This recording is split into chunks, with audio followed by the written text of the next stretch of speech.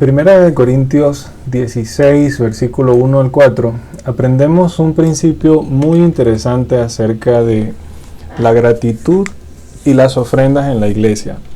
El pasaje dice: ahora bien, en cuanto a la ofrenda para los santos, hagan ustedes también como instruí a las iglesias de Galacia. Esta era una instrucción sobre la ayuda entre los hermanos que era generalizada entre las iglesias.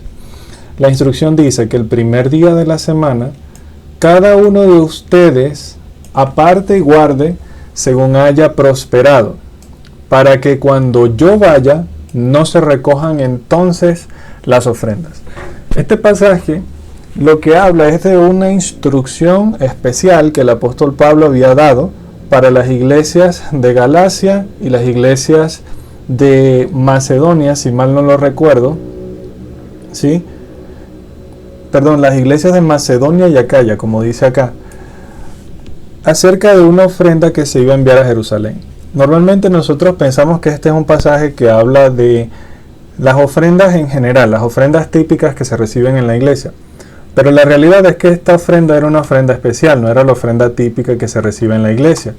Y por eso nosotros no tenemos en el Nuevo Testamento una instrucción a ofrendar cada día de la semana, no existe. Esta instrucción era para hacer una recolección semanal, para preparar una ofrenda que estuviera lista en el momento en que el apóstol Pablo llegara a visitar la iglesia. Por eso él dice, para que cuando yo vaya no se recojan entonces ofrendas. Esta ofrenda especial se puede ver más claramente en el libro de Romanos. En Romanos capítulo 15, versículo 25 dice: pero ahora voy a Jerusalén para el servicio de los santos, pues Macedonia y Acaya han tenido a bien, fue una ofrenda voluntaria, nadie se los impuso, hacer una colecta para los pobres de entre los santos que están en Jerusalén. Esta ofrenda de la que habla el apóstol Pablo en 1 Corintios 16 es esa ofrenda, una ofrenda especial para los santos pobres que estaban en Jerusalén. Había una gran necesidad entre los pobres de Jerusalén.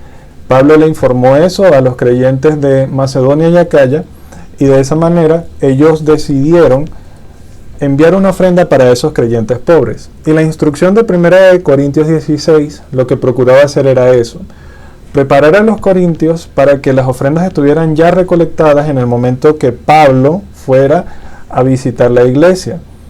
Y esto era muy importante porque de esa manera se garantizaba que la iglesia estuviera preparada.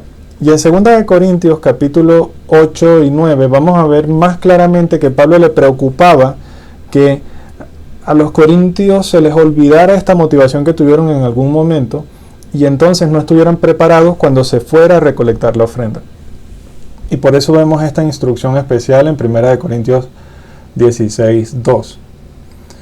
Y bueno, y luego Pablo dice: cuando yo llegue enviaré con cartas a quienes ustedes hayan designado para que lleven su contribución a Jerusalén. Pero un detalle que quería mencionar acerca de esta ofrenda es la motivación que estaba detrás de la ofrenda, o la motivación que debía estar detrás de esa ofrenda. Romanos capítulo 15 dice que estos creyentes de Macedonia y Acaya estuvieron en el sentir correcto al desear hacer esta ofrenda. ¿Y cuál es la razón? La razón es que el Espíritu Santo inspira a Pablo para decir que estaban en deuda con los creyentes de Jerusalén. ¿Cuál era la deuda? La deuda es que los gentiles participaron de los bienes espirituales de los judíos, de los creyentes judíos. Y esos bienes espirituales, ¿cuáles eran? Los vemos en Efesios capítulo 2, las bendiciones del pacto hecho a Abraham, que es el padre del pueblo de Dios, en el cual son insertados los gentiles. Ahora, por esa razón, porque nosotros porque los gentiles, participaron de los bienes espirituales de los judíos, están en deuda con los judíos pobres, con los creyentes judíos pobres. ¿Por qué? Porque han recibido de los bienes espirituales de la comunidad de fe, la comunidad que es el pueblo de Dios. Y por eso había la obligación de resarcir esas bendiciones, esos beneficios, de muchas maneras, pero entre esas maneras, con bienes materiales. Y esto era lo que estaba motivando, o lo que debía motivar a estas iglesias de Macedonia y Acaya. El hecho de haber sido bendecidos por alguien que envió el Evangelio y que compartió el Evangelio, debe motivó a estas iglesias y debía motivarlas a apoyar económicamente en estos momentos de necesidad. Y esta es la gran enseñanza que vemos en este pasaje, o una de las grandes enseñanzas, que el creyente debe ser una persona agradecida, debe agradecer las bendiciones que otros le otorgan de las maneras que puede hacerlo. Y específicamente, cuando recibimos la bendición de escuchar el Evangelio, nosotros debemos ser agradecidos con esas personas que nos han hecho llegar el Evangelio y considerar apoyarles económicamente como una forma de gratitud por esa predicación del Evangelio. Y ese principio de ser agradecidos lo vemos igualmente en 1 Timoteo 5, ya hablando de otro tema, pero la importancia de la gratitud está presente en este tema. Dice 1 Timoteo 5:3 que debemos honrar a las viudas que en verdad son viudas. ¿Cuáles son las viudas que verdaderamente son viudas? Las que no tienen hijos y nietos que puedan ayudarles. Y aquí dice el versículo 4, pero si alguna viuda tiene hijos o nietos, que aprendan estos primero a mostrar piedad para con su propia familia y a recompensar, aquí está la palabra, recompensar a sus padres, porque esto es agradable delante de Dios. Este pasaje enseña que el creyente debería querer recompensar al que le ha servido.